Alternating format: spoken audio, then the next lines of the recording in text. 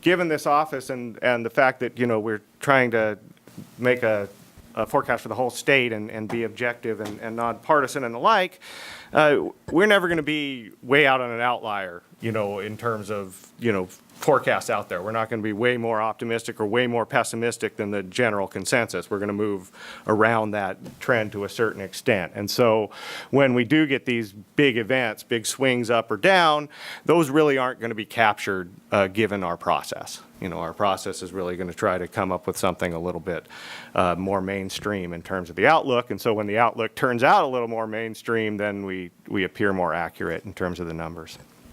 But no one's been more accurate than Dr. Warner. And as good as his numbers were, his narrative, when I read through all these old reports, was even more spot on.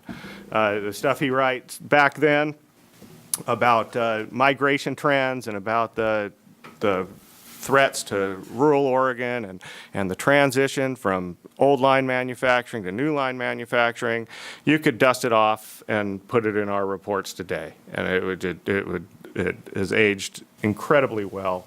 And, so many things he said were very, very prescient. That said, when you dig through hard enough to troll him, I could find a few stupid things over time that did come up. The spotted owl, he missed the impact of that about threefold in terms of how much it was going to hit our timber supply.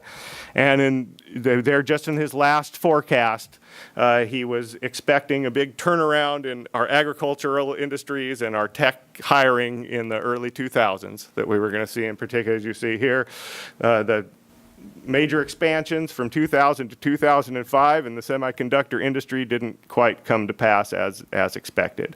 But that said, digging through this stuff, it really did just reinforce how good he was. Because for every one of these, I could find every stupid comment. I could also find 3 or 4 of them that were spot on and salient today. I just wish we had electronic versions of this, because I could cut and copy and paste some of this stuff into our document today, and it would be much more elegantly worded than we're doing now.